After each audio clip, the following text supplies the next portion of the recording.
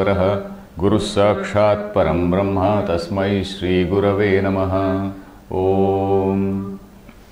Dear friends, in the last class we read shloka with the verse number 3, shloka 3, that is lokesmin vividha nishtha pura prokta maya nagha jnana yogena sankhyanam karma yogena yoginam. So Krishna was replying to Arjuna's question. We recall that Arjuna posed a question.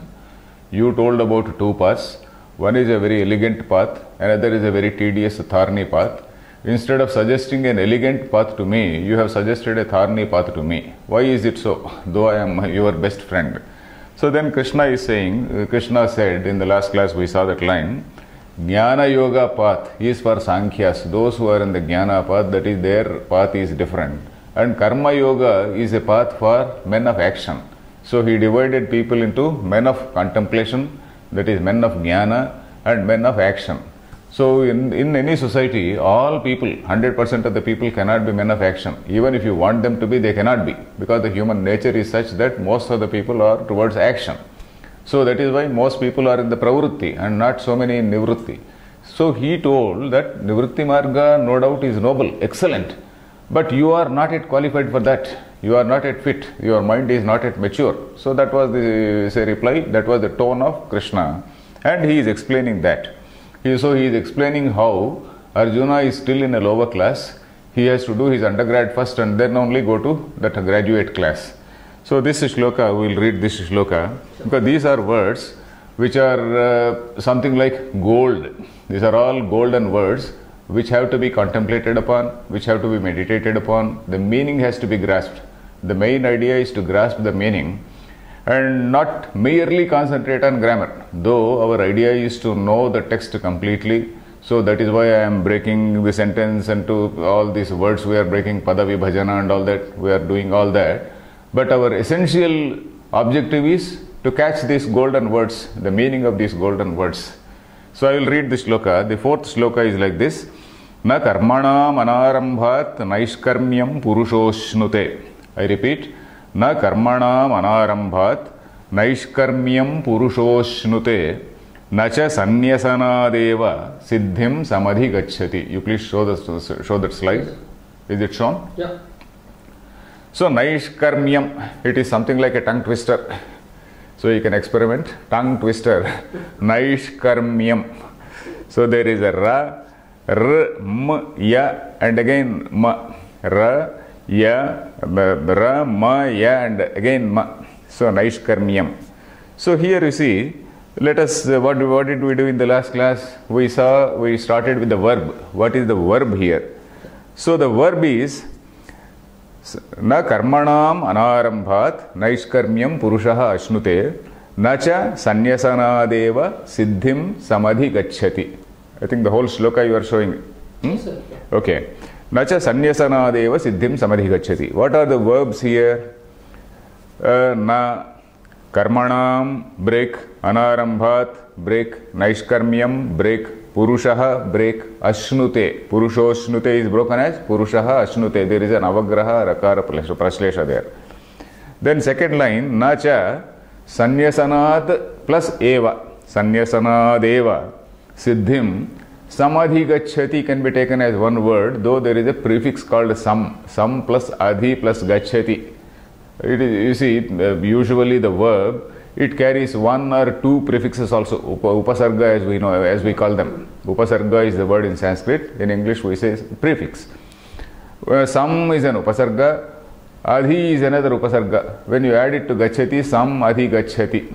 So very well attains. So attains in a very, very effective way. So that is the meaning of say samadhi gacchati.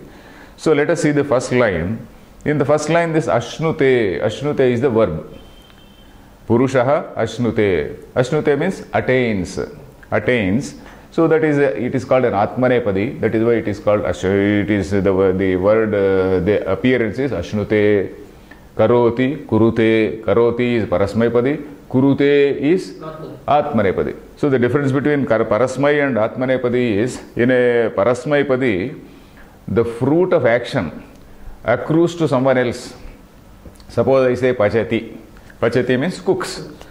The fruit of that action goes to somebody else. So I am a cook in somebody's house. Suppose that is the case. I should say saha pachati. So he cooks for somebody else. Suppose I use the word as pachate. Pachate, that particular dhatu has both forms. There are so many words which are either parasmaipadi or atmanepadi. I will explain that shortly. So parasmaipadi means the fruit of that action accrues to somebody else. That is pachati. Suppose I say pachate, I cook some food for myself. I say saha pachate. That is, he is cooking food for himself. So that is the meaning. So that is atmanepadi, where the fruit of that action accrues to the doer. So there are certain verbs which are used as both parasmaipadi and also atmanepadi, but most of the words they are not so. Most of the words are either parasmaipadi or atmanepadi. So it is like that. So ashnute attains, that is atmanepadi, that is for oneself. He attains, the fruit of that action is on himself. So in English we call these things transitive verb and intransitive verb. So this is an intransitive verb. So here ashnute means attains. So what does he attain? Naishkarmyam. Naishkarmyam, this is another word which we have to understand. This is a significant word in Vedanta. I will explain that word meaning later. So Naishkarmyam, you can merely note it as actionlessness. So Ashnute Naishkarmyam. Who will attain? Purushaha. Purushaha means a human being. Purusha not necessarily means a man. Purushaha means a human being. So then under what conditions and how does he attain? Karmana na karmanam anarambhat. Karmanam anarambhat. Karmanam is Shashti Bahuvachana for karma. Karma means action. Karmanam means of actions. Anarambhat. Anarambhat again means Arambhaha means beginning. Anarambhaha means not beginning. Anarambhat means by not doing, by not commencing, by not taking up of these karmas. Karmanam anarambhat means by not taking up all these karmas. Purushaha, a human being, naishkarmyam, actionlessness, na ashnute, na applies to, he does not attain. That na applies to the verb, isn't it? Na, no, he does not attain. He either attains or not attains, isn't it? So this not applies to this verb. Ashnute. So we started with this verb and located all the connected words. So here if you see the anvaya. Anvaya means which word goes behind the other. Anvaya, anuvaya. That is the word order, as we say. In a sentence there is a word order. So of course in Sanskrit, as I told you, the word order can be anything, the meaning will be same, but still there is a way of saying. There is a way of saying. So that way, if we see Purushaha, that can be number one. Then Karmanam anarambhat, that is by not commencing any action. Naishkarmyam is number three. Naishkarmyam na ashnute, he does not attain Naishkarmyam by not commencing an action. So that is the meaning. By not commencing actions, he does not attain Naishkarmyam. So that is the meaning. So let us see the second line. Nacha sanyasanadeva siddhim sam adhigacchati. Isn't it? So samadhigacchati is the verb there. Saha samadhigacchati, he attains. Sam plus adhigacchati. Gacchati means goes. Adhigacchati means gets. You see, when there is an upasarga, the meaning of the dhatu changes. Prahara, ahara, samhara, vihara, pariharavat. There is a shloka. Upasargena dhatvarthaha balad anyatra niyate. Upasargena dhatvarthaha, that is dhatvarthaha means the meaning of a dhatu. Upasargena, by use of a upasarga, balat anyatra niyate. Balat means forcibly. Anyatra niyate, it is taken away. It is led elsewhere. Example is Prahara, ahara, samhara, vihara, pariharavat. So regarding upasargas, a beautiful shloka is there. Haru is one dhatu. So you add upasarga pra. Pra plus ru becomes prahara. Prahara means to beat somebody, to give some thrashing to somebody. Praharati. Praharati means he beats. Ahara, ahriyate, that is you take in. Samhara, samharati, you chop off. Vihara, you go for a vihara. Vihara yatra we say, that is excursion or tour or something like that. Vihara. Parihara, Parihara means, suppose there is some problem, some question, what is the parihara? Kah pariharaha? What is the solution for that? So parihara means a solution, a way out. So that is what parihara. Prahara, ahara, samhara, vihara, pariharavat. The dhatu is same, whereas upasargas have changed, and upasargas have totally dragged away the meaning elsewhere. So that is how words are formed. In almost all languages, the words are formed like that only. So this is what happens to say this samadhi gacchati also. Sam plus adhi plus gacchati. Sam means well, very efficiently. Samadhi gacchati means he attains. What does he attain and who does attain? Who attains? The earlier Purusha applies here also. In the earlier line, that Purusha, a human being, samadhi gacchati. What? Siddhim samadhi gacchati. Siddhi means attainment. Siddhi means the result, the final result. Siddhi, you know the word sadhana. Sadhana means practice. Sadhana actually means I am doing some sadhana. People say, I am nowadays doing some sadhana, yoga sadhana or meditation sadhana. So what is the sadhana? Sadhana means a process, a spiritual process. Okay, we can use the word spiritual rather loosely. A process in which you are trying to cultivate some, some aspects of self-discipline.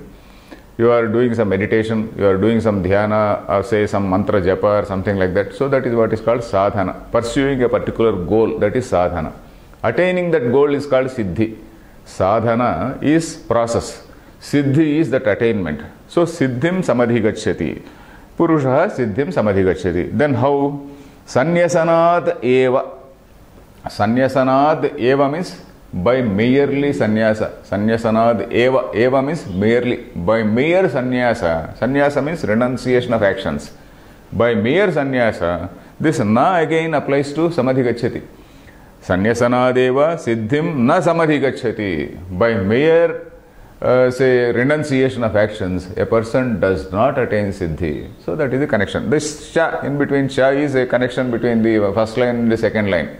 The first line said, a person does not attain, naishkarmyam, actionlessness, by not commencing actions, and cha means and, by merely renouncing actions, a person does not attain siddhi. Siddhi here means that ultimate siddhi in Vedanta is moksham. So, okay, this is the shloka. So, we have seen this shloka. The second word line, Anvaya, is cha, we can start with this cha, and that is the connection between the first line and the second line. Sanyasana deva, that is by merely sannyasa, by merely renouncing actions. Siddhim na samadhi gacchati. Siddhim means moksha. Na samadhi gacchati, does not attain. So the overall meaning of the shloka is, a person does not attain actionlessness by not commencing karma, and he, by merely renouncing actions, he does not attain moksha. So that is the meaning, two sentences. So then we have to see what are the significant words, because as I said, these are all golden words which we have to meditate upon. So the meaning of this naishkarmyam. Naishkarmyam is a very heavy word in Vedanta.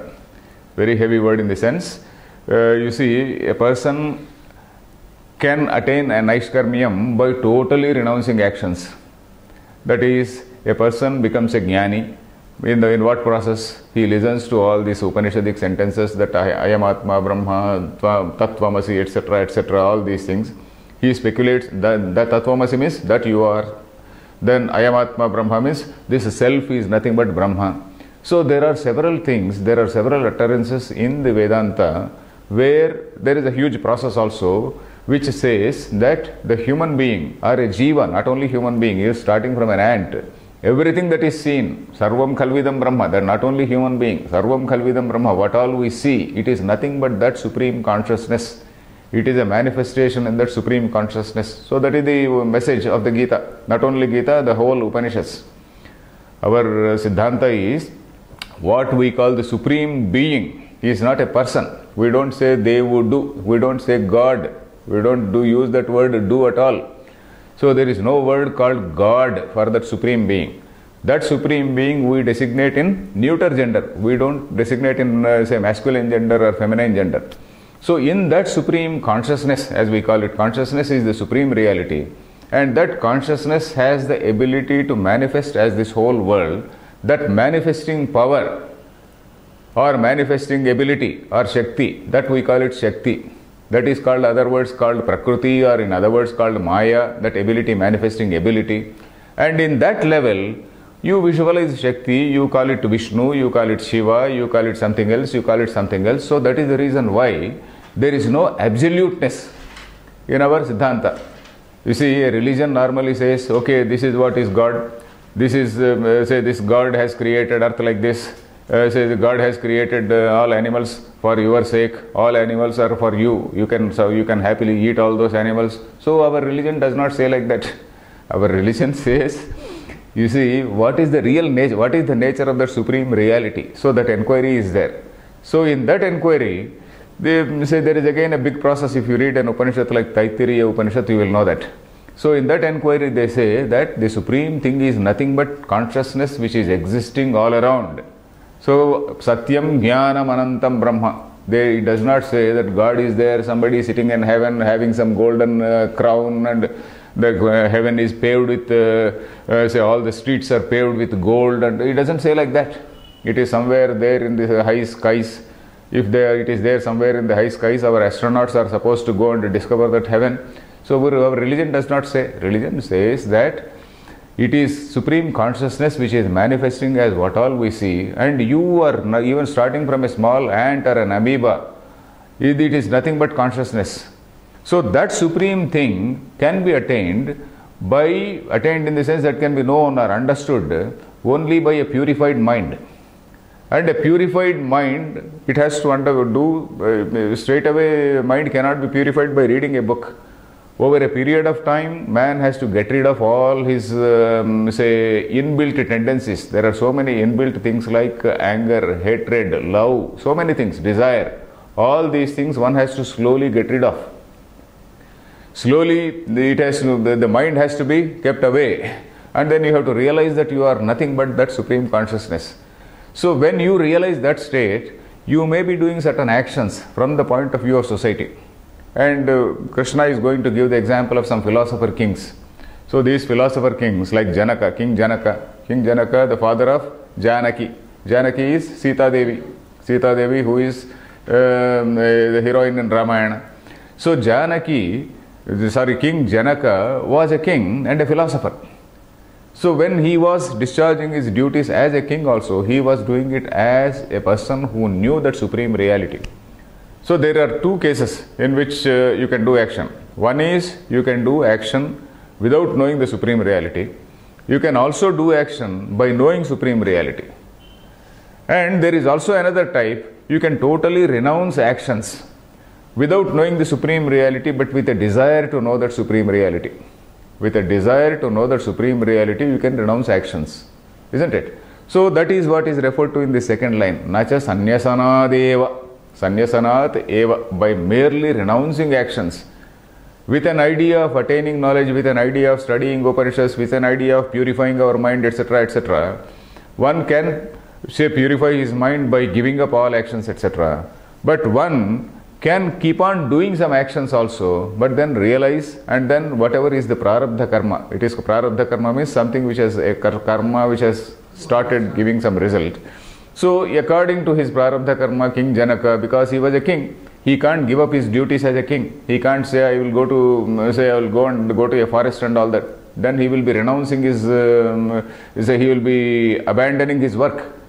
He will be, in what way, that is a sort of, he is not supposed to, say, give up his duties as a king. So by being a jnani, that is by having that full awareness of Brahman, he was discharging his duty. So that is what is called, say, Naishkarmyam. Naishkarmyam means, though he was doing all those actions, all his actions, they are not going to give result to him. In the last class, in the very first class, I told you, karma is something which gives result. When it stops giving result, that is actionlessness. You see, it is as good as no action, isn't it? You do an action and get a result. Suppose you do an action and don't get a result, that is as good as actionlessness, isn't it? So that particular state is called action, naishkarmyam. Nishkarma, nirgataha karma yasmat. Nishkarmaha. Sa nishkarmaha. Nishkarma means one from whom all actions have been taken away. Nirgataha karma yasmat iti nishkarmaha. Nishkarmasya bhavaha tad bhavaha naishkarmyam. Isn't it? So a state in which whatever actions you do, they do not result in any karma phala, they do not result in any result, they do not give any result to you, and then that will not cause rebirth and all that, because karma will again cause rebirth. So Naishkarmyam is a stage where you may be doing actions, you may not be doing actions, but you will not get the fruit of that actions, and then there is no question of rebirth. So it is a state of enlightenment, a state in which he knows the supreme reality. So that is what is called Naishkarmyam. So now, having understood this word Naishkarmyam, Sannyasanat, this sannyasa is again another word which we have to see.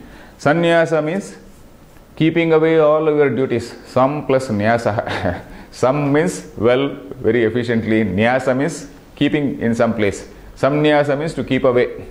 Keeping away all actions. That is, with an intention to study Vedanta, with an intention to understand one's own nature and then the supreme reality. There are some people who used to, this sannyasa was prescribed for certain people in olden days. In fact, for example, a Brahmin, after completing his grahasthashrama and also vanaprasthashrama, he was supposed to take up a sannyasa. He was supposed to work for society. In fact, sannyasa does not mean totally, not becoming useful to society. Sannyasi is a great useful to society. He is highly useful to society because he is a sort of a moral guide to the whole society. He has given up all idea of self, all notions of self. He is totally devoted in Brahma. He treats everybody equally. He has gone beyond varna and ashrama. So that is the stage of a sannyasi. So there are people who give up these karmas, but then when you give up this karma, it should be associated with that pursuit for the supreme knowledge. If that pursuit for supreme knowledge is not there, by merely doing some karma sannyasa, you are not going to attain moksha. So that is the catch. So the catch is, the knowledge is supreme. Once you attain knowledge, it does not matter whether you do action or not. Once you do not, once you are not in that path of knowledge, whether you do sannyasa, you do not do sannyasa, it doesn't matter because you will not attain siddhi. So that is the catch situation. So sannyasana, by mere sannyasana deva, by mere renunciation of actions, one does not attain siddhi. What is the time left? Should we take up the next 7 more minutes? We may not be able to do another shloka. So this particular shloka, because I had to explain these words, 2 words called Naishkarmyam and Sannyasa. It is better to explain, understand these words, so that by merely knowing grammar, it doesn't mean much. So we have to see what exactly is karma. So karma again, in what manner karma leads to chitta shuddhi. So that again we have to see. Karma, according to Shastra, karma leads to purification of mind. How? By doing this karma which is prescribed by Shastras, you are doing it in that with an Ishwararpana Buddhi. I told about this Ishwararpana Buddhi also in an earlier class. Ishwararpana Buddhi means as an order from the Lord, as an order from the cosmic being. So as your contribution to the whole samashti, as your contribution to the aggregate, individual and the aggregate, as a contribution of the individual to the social harmony. So with that frame of mind and with an idea that you are being commanded by the Lord, so naturally all your actions will be pure. So I will not go to a pub, drink and do merrymaking and then say Shambho Tavaradhanam. I will not say. For example, there is one shloka which ends as Yadyat karma karomi tattad akhilam Shambho Tavaradhanam. Whatever action I do, oh Shambho, it is your worship. Suppose I do in that mode. That is the pure karma yoga mode. Yadyat karma karomi tat akhilam Shambho Tavaradhanam. That is, whatever action I do, oh Shambhu, it is all surrendered to you. The karma phala is to you, suppose I say. I will not cheat a fellow and then come home and say, oh Shambho Tavaradhanam. Or I will not go to a pub, drink, make merry and then do all nonsensical things and then come back home and say Shambho Tavaradhanam. So automatically it is something like some parent watching you. So somebody is watching you, and then all your actions will be filtered. So that way, karma is leading to Chitta Shuddhi in the sense that your ego is reduced.